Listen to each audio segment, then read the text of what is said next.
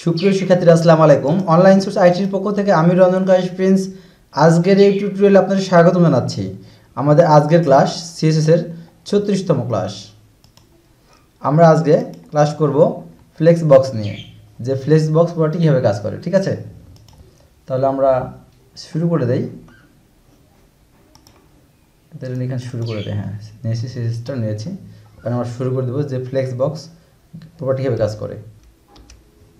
আমরা আমাদের ব্রাউজারটা ওকে করে নেই এখানে। ঠিক আছে, ওকে, লোকাল হোস্টটা অন করি।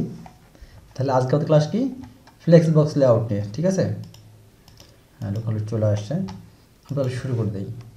এখানে একটা আমি কন্টেইনার নেব, FLEX flex box container, CON class নেব আর কি। ক্লাসটা হচ্ছে কন্টেইনার, CON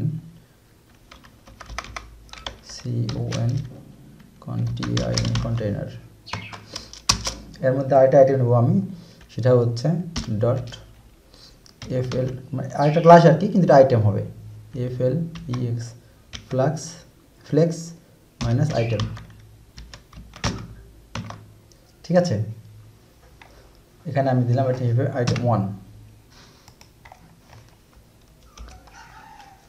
এখন এটাকে আমি ডুপ্লিকেট করে নেই, 2 3 করে নেব। এখানে আমরা 2, এখানে দেবো 3। ঠিক আছে, আচ্ছা, এখন তাহলে আমি কী করবো, এখানে এসে যে কন্টেইনারটাকে আমরা ধরবো এখন, তাই না। Dot FLEX flex container, CONTEIN container. ঠিক আছে, ধরলাম। এখানে এখন দেবো আমি ডিসপ্লে। এই যেখানে অলরেডি আপনারা দেখতে পাচ্ছেন যে আমার যে আইটেমগুলোর 1 2 3 দেখা যাচ্ছে এখানে। তো এখানে আমরা মোটামুটি এখন শুরু করে দেবো ডিসপ্লে FLEX দিলাম। ফ্লেক্স দেওয়ার সঙ্গে সঙ্গে গ্রিড তৈরি হয়ে গেছে বরাবর। ঠিক আছে, আচ্ছা, এখানে আমরা দেবো ব্যাকগ্রাউন্ড এখানে আমার রেড চলে আসছে। প্যাডিং দেবো এখানে আমি, প্যাডিং এখানে দিলাম আমি 10 পিক্সেল। প্যাডিং দেখা যাচ্ছে, প্যাডিং ধরছে আমাদের। এখন আমি আইটেমগুলোকে ধরবো একে একে। ঠিক আছে, dot FLEX flex minus item. এখানে এখন বর্ডার দেব, আইটেমের বর্ডার হবে এখানে 1 পিক্সেল সলিড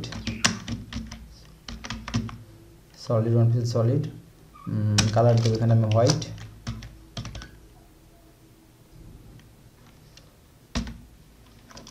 আচ্ছা, বর্ডার 1 পিক্সেল। আচ্ছা, ভুল করেছি এখানে আমি, এই জন্য পাচ্ছি না কালারটা। পিক্সেল এবার চলে আসে, তাই না। আচ্ছা, 1 পিক্সেল সলিড ট্রিপল F। ঠিক আছে, সাথে কালার হোয়াইট কালার দিলাম আমি। এখানে আমি ফন্ট সাইজ দেবো, ফন্ট সাইজ এখানে দিলাম 30 পিক্সেল। বড় হয়েছে না।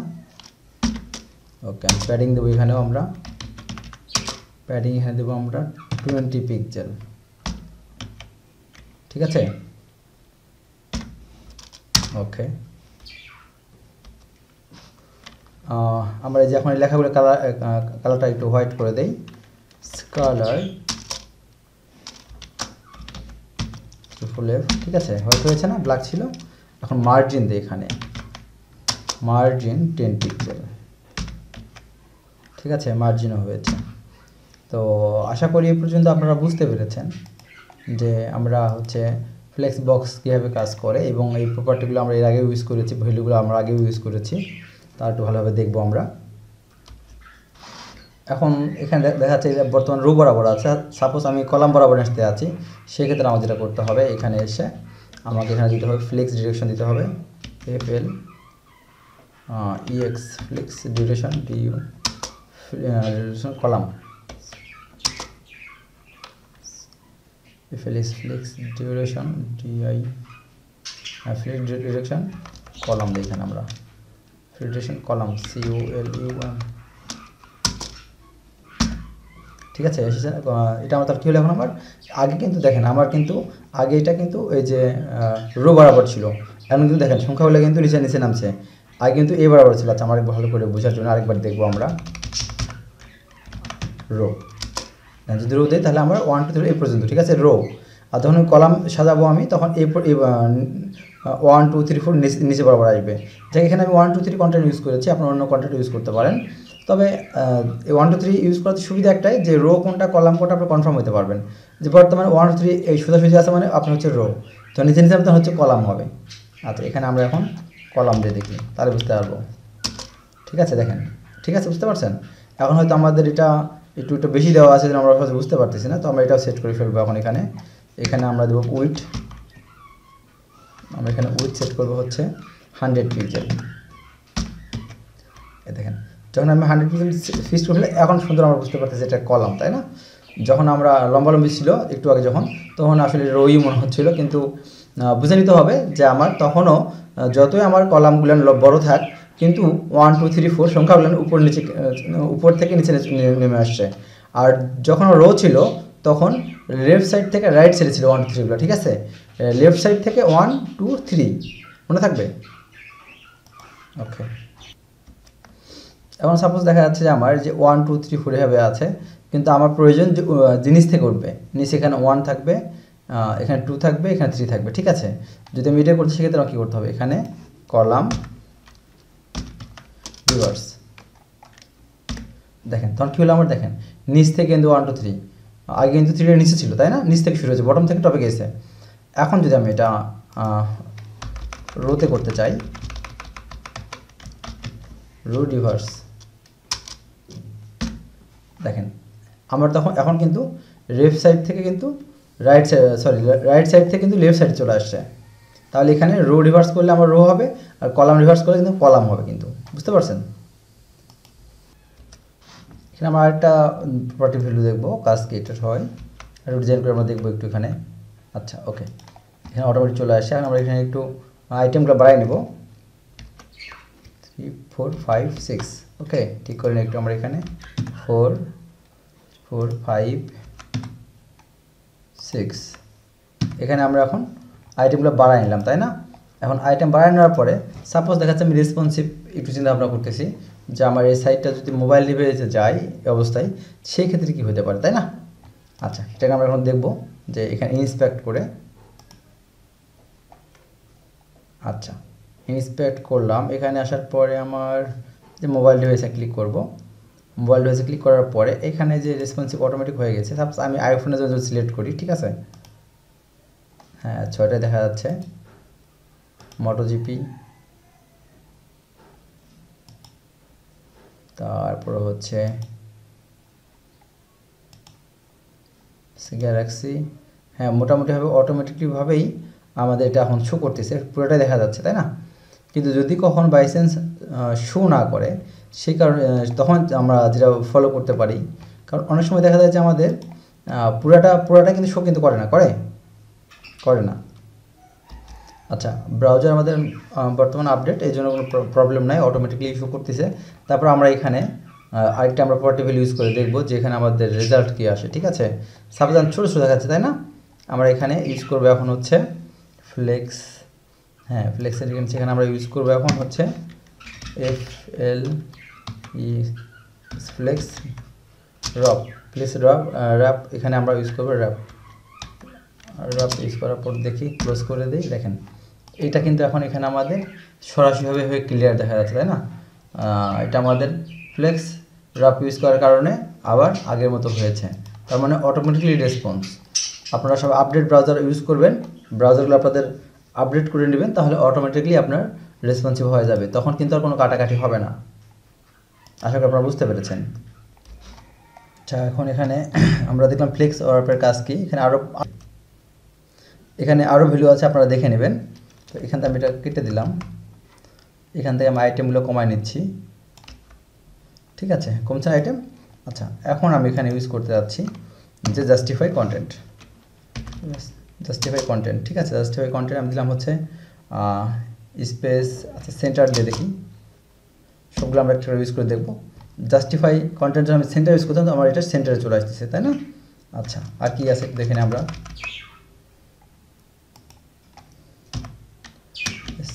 স্পেস অ্যারাউন্ড আছে, ফ্লেক্স স্টার্ট দিয়ে দেখি আমরা,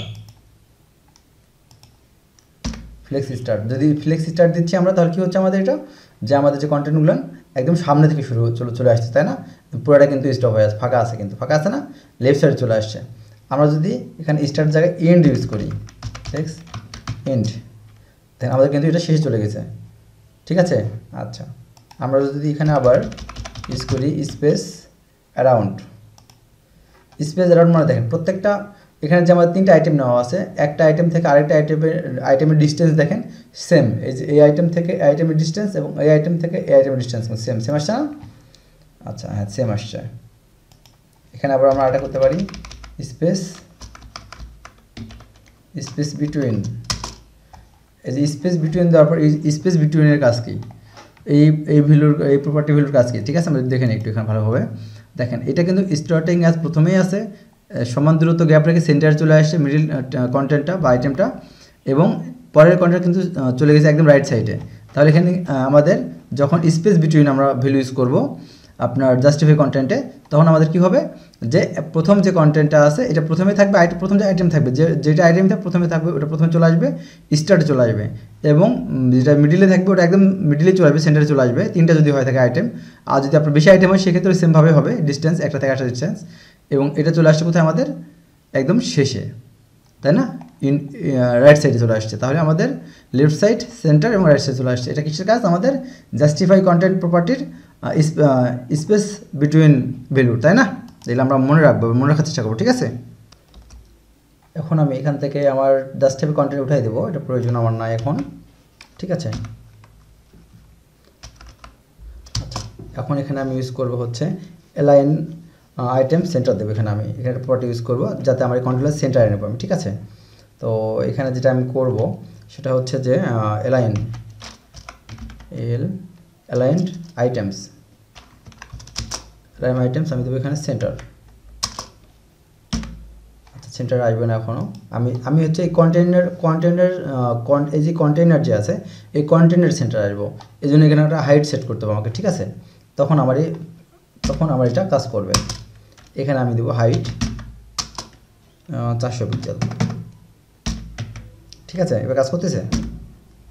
তাহলে কী হলো, আমার যে কন্টেন্টটি আছে এখানে এলাইন আইটেম, যে আমার যখন আমি সেন্টার দিয়েছি তখন সব সেন্টারে চলে আসছে, তাই না? এবং হাইট 400 পিক্সেল। আমার যে কন্টেইনার আছে ফুল কন্টেইনারটা আমার 400 পিক্সেল, ঠিক আছে? এবং তার সেন্টারে চলে আসছে এটা কি কন্টেন্টগুলো, এই যেখানে যে লাইন আইটেম সেন্টার দেওয়ার কারণে সেন্টারে চলে আসছে। তাহলে কি সেন্টারে আসলে আমার হাইট, পুরো কন্টেন্ট হাইট কত আছে আমার 400 পিক্সেল। আশা করি আপনারা এই পর্যন্ত বুঝতে পেরেছেন। আচ্ছা, আমরা এখন চাচ্ছি আর একটু কাজ করি, এটা আর একটু ভ্যালুগুলো দেখি সময় দিয়ে। সেটা হচ্ছে এখানে আমি চাচ্ছি যে কন্টেন্টগুলো আমার একবারে উপরে থাকবে, এই জন্য এখানে আমি যেটা ইউজ করবো ভ্যালু ফ্লেক্স স্টার্ট, যেখানে চলে আসছে অটোমেটিক সাজেস্ট করছে, দেন ফ্লেক্স স্টার্ট যখন আমি দিচ্ছি তখন আমার এই কন্টেন্টের ভিতর যে কন্টেন্টগুলো আছে সবগুলো কিন্তু উপরে চলে গেছে, স্টার্টে চলে গেছে, ঠিক আছে? এখানে যদি আমি ইউজ করি এখন হচ্ছে ইন্ড,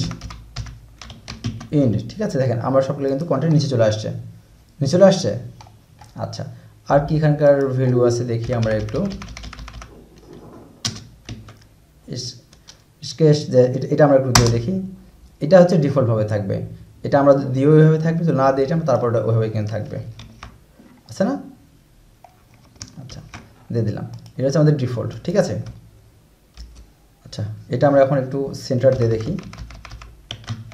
সেন্টার, হ্যাঁ সেন্টার, এটা আমাদের চলে আসছে, এটা সেন্টারে চলে আসছে, টেক্সট লাইন আইটেম সেন্টার। আচ্ছা, আমাদের সেন্টারে আসছে, কিন্তু দেখেন একদম কিন্তু মিডিল সেন্টার কিন্তু আসে নাই, জাস্ট আমাদের হাইটের কিন্তু সেন্টারে চলে আসছে, যে আমরা যেখানে 400 পিক্সেল নিয়েছি হাইট, সে মাঝে এখানে চলে আসছে। তো আমরা চাচ্ছি রো এবং কলামের সেন্টারে চলে আসবে, ঠিক আছে? সেজন্য আমাদের কী করতে হবে, তার জন্য আমরা যেটা করবো জাস্টিফাই কন্টেন্ট আবার ইউজ করবো আমরা, জাস্টিফাই কন্টেন্ট এখানে দেবো সেন্টার, দেখি ক্লোজ করে, ঠিক আছে? এবার দেখেন এর আগে কিন্তু আমরা জাস্টিফাই কন্টেন্ট যখন আমরা ইউজ করলাম প্রপার্টি, তখন কিন্তু সেন্টারে চলে আসবে, তাই না? সেন্টার তারপরে, কিন্তু যখন আমরা এটা ইউজ করে নেই তখনও সেন্টারে ছিল, কিন্তু রো কলামের সেন্টারে ছিল না, মিডিলে ছিল না, পুরো যে কন্টেইনার এর সেন্টারে ছিল না, জাস্ট এখান থেকে শুধু ছিল হাইট এবং হাইটের সেন্টারে ছিল, কিন্তু এখন হাইট এবং উইডথ দুটোরই সেন্টারে আছে, ঠিক আছে? তো আশা করি আপনারা বুঝতে পেরেছেন। আজকে আমাদের ক্লাস ছিল ফ্লেক্স বক্স নিয়ে। তো ফ্লেক্স বক্স কি, ফ্লেক্সিবল লেআউটের কাজ কি আপনারা বুঝতে পেরেছেন। তো এটা আসলে আমাদের ওয়েবসাইট তৈরি করতে গিয়ে বিভিন্ন কাজে বিভিন্নভাবে লাগতে পারে। তো ক্লাসটা ছোট হইলেও মনে রাখবেন, আসলে মাথায় রাখার চেষ্টা করবেন যেন আপনি কোডিং করতে গিয়ে যেন সহজেই লিখতে পারেন যে আমার ফ্লেক্স বক্স বা ফ্লেক্স কন্টেনার যখন আমি ইউজ করব, কন্টেনার কী জিনিস, তারপর এখানে জাস্টিফাই কন্টেন্ট যখন দেবো আমি আমার কন্টেনারের মধ্যে তখন কি হবে, ঠিক আছে। আবার এখানে এখানে আমি হচ্ছে যখন এলাইন আইটেম যখন আমি এখানে সেন্টার দেবো তখন কি হবে, হাইট প্যাডিং কোথায় কাজ করে, দিলে কী হবে না দিলে কী হবে, আসলে এগুলো মনে রাখার চেষ্টা করবেন, ঠিক আছে। যদি মনে রাখার চেষ্টা করেন তাহলে সমস্যা। তো আমরা চেষ্টা করব, আর পরবর্তী টিউটোরিয়াল আমরা হচ্ছে প্রজেক্ট করার চেষ্টা করব। তো দেখি প্রজেক্ট মোটামুটি ভালোভাবে যদি সহায়তা করার চেষ্টা করবেন।